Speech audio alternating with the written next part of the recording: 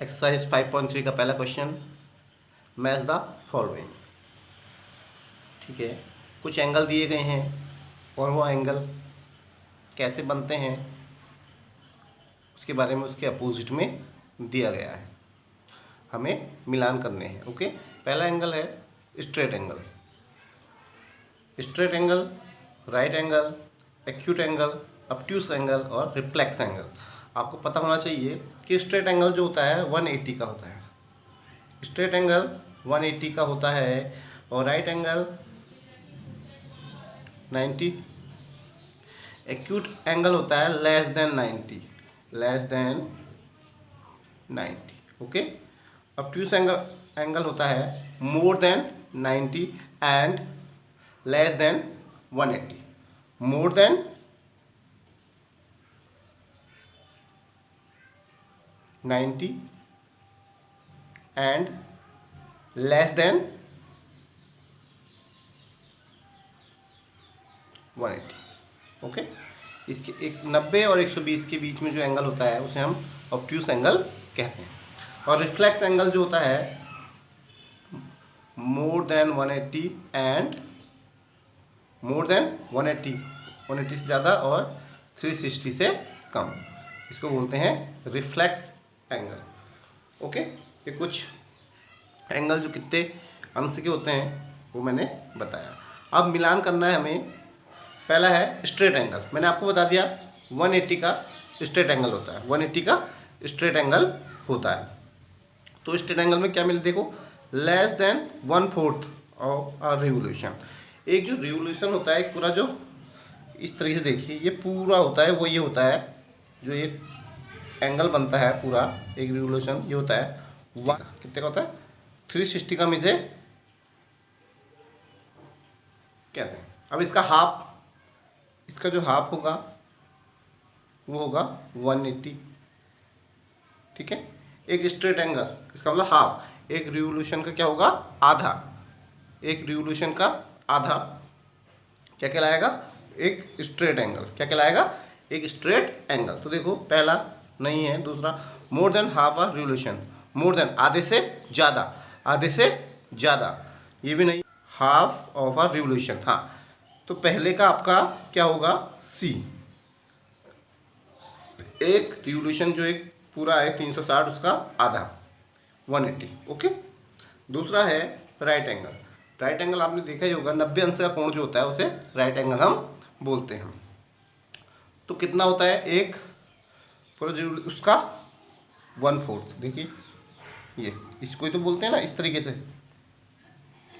90 90 180, 90 90 180 और 360। ओके, तो 1/4 of a revolution, D जो है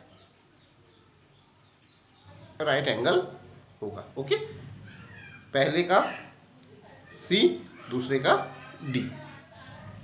तीसरा है एक्यूट एंगल। एक्यूट एंगल क्या है, लेस देन 90, लेस देन 90, 90 क्या 90 अंश से क्या होगा कम होगा एक्यूट एंगल। तो देखो लेस देन 1/4 मीन्स 1/4 तो होगा 90, तो उससे भी क्या है कम है, तो थर्ड का आपका हो जाएगा ए वाला।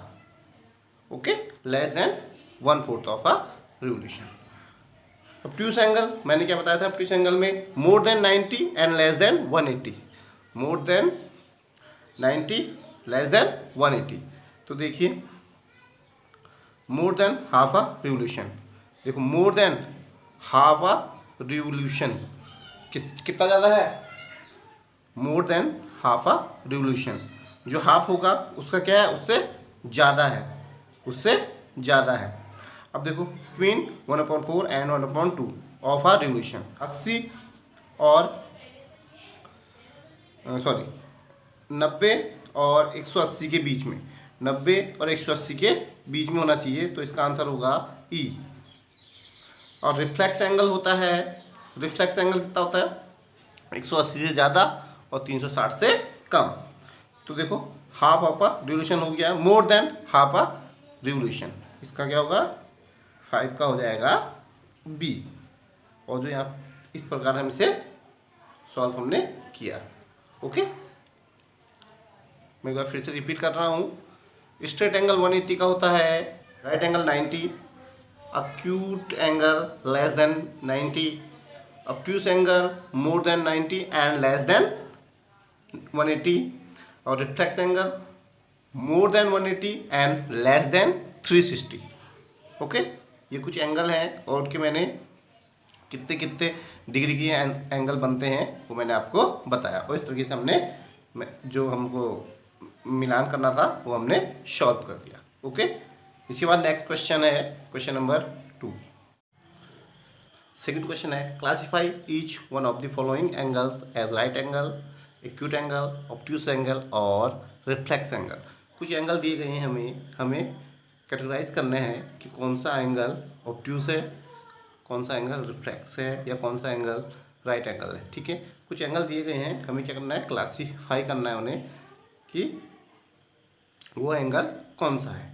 ओके, तो सबसे पहले क्वेश्चन ए देखते हैं। ए कौन सा एंगल है, देखिए इस तरीके से एंगल बना है। अगर इसको 90 डिग्री का बनाएंगे तो इस तरीके से बनना चाहिए था, 90 डिग्री का। ओके, लेकिन ये 90 डिग्री से क्या है, कम है। तो मैंने आपको क्वेश्चन नंबर फर्स्ट में बताया था, लेस देन 90 डिग्री एंगल को हम बोलते हैं एक्यूट एंगल। तो ये आपका है acute angle. Okay, acute angle आपका पहला होगा। दूसरा बी जो एंगल दिया है 90 डिग्री, सेम ऐसे ही बनेगा, फिर से देखो, लेकिन उससे थोड़ा ज़्यादा, उससे क्या है, ज़्यादा, मोर देन 90 डिग्री ऑब्ट्यूस एंगल। मोर देन 90 डिग्री क्या होता है, ऑब्ट्यूस एंगल। ओके, ये दो हमने ढूंढ लिए। अब जो तीसरा है, देखिए एक स्ट्रेट एंगल बना है, देखिए ये, देखिए ये स्ट्रेट गया और ये, लेकिन यहाँ से क्या हुआ, हाफ कर दिया। देखो एक रोटेशन का कौन सा पार्ट है, चौथा पार्ट है। इसका मतलब ये क्या है, 90 डिग्री का है। कौन सा है, 90 डिग्री। 90 डिग्री का होता है आपका राइट एंगल। तो ये है आपका राइट एंगल। ओके, उसके बाद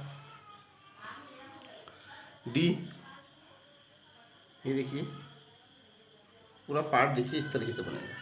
तो देखिए एक पार्ट, दो पार्ट, 3 और 4, मीन्स 3 पार्ट बने हुए हैं।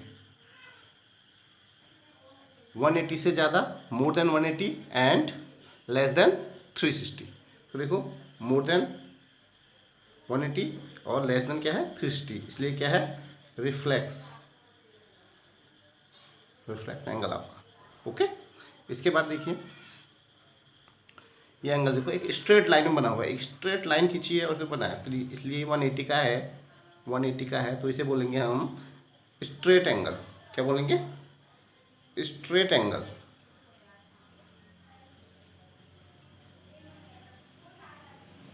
इसको हम बोलेंगे स्ट्रेट एंगल। ओके, अब देखिए दोनों एंगल अगर ऐसा बना होता है इस तरीके से, देखो तब ये क्या होता है, 90 डिग्री होता। ये ऐसा बना होता है, ये भी 90 डिग्री होता। दोनों क्या है, 90 डिग्री से कम है। अगर 90 डिग्री से एंगल कम होते हैं तो उसे हम बोलते हैं एक्यूट एंगल। तो दोनों क्या हैं, एक्यूट एंगल है। ये भी एक्यूट एंगल है और ये भी एक्यूट एंगल है। ओके, आई होप आपको समझ में आया होगा। तो इस तरीके से हम जब आंसर लिखेंगे तो ए को डैश करेंगे, इसको लिखेंगे हम एक्यूट एंगल। ओके, और बी को लिखेंगे ऑब्ट्यूस एंगल।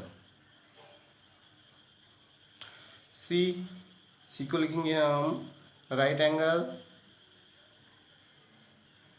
और डी को लिखेंगे हम रिफ्लेक्स एंगल।